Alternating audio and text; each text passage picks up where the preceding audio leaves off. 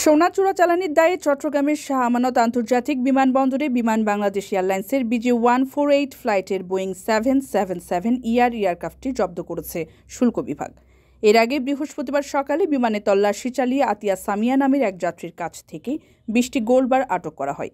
বলা হচ্ছে, চোরাচালানের দায়ে এয়ারক্রাফটটিও অভিযুক্ত। এই কারণে কাস্টম আইনে এয়ারক্রাফটটি আটক করেছে শুল্ক গোয়েন্দা। বিমান কোন প্রক্রিয়ায় জব্দ করা হয়েছে বা এটি ফ্লাইট কার্যক্রম চালাতে পারবে কিনা তা নিয়ে ব্যাখ্যা দিয়েছে এয়ারপোর্ট কর্তৃপক্ষ। চোরাচালানির ঘটনা আরও বিস্তারিত তদন্ত করা হবে বলেও জানানো হয়।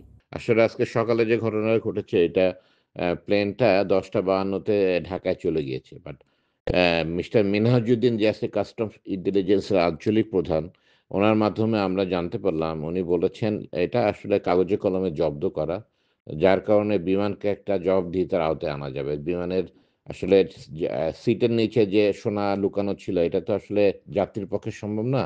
এটা বিমানের কেউ ছিল কিনা, বা বিমানের যে ক্যামেরা আছে ভিতরে, ক্যামেরার ফুটেজগুলি তারা বিমান দিতে বাধ্য থাকবে, বা বিমানের কোনো চেকিং ছিল কিনা, সিকিউরিটি ছিল কিনা, এই জিনিসগুলি একটা জবাবদিহিতার আওতায় আনার জন্য বিমানকে অফিসিয়ালি কাগজে কলমে জব্দ করা হচ্ছে। বাট বিমান ইজ ফ্রি। বিমান যে প্লেনটা ছিল, ওই প্লেনটা নর্মাল যাত্রী নিয়ে চলাচল করবে, এটা কোনো বাধা নেই।